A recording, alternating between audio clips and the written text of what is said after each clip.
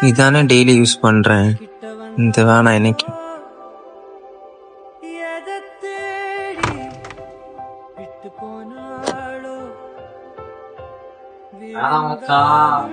தொடாத ஹாப்பியா இருக்க. இப்பதான் புதுசா லைஃப் ஸ்டார்ட் பண்ண போற. இது தேவையா உனக்கு?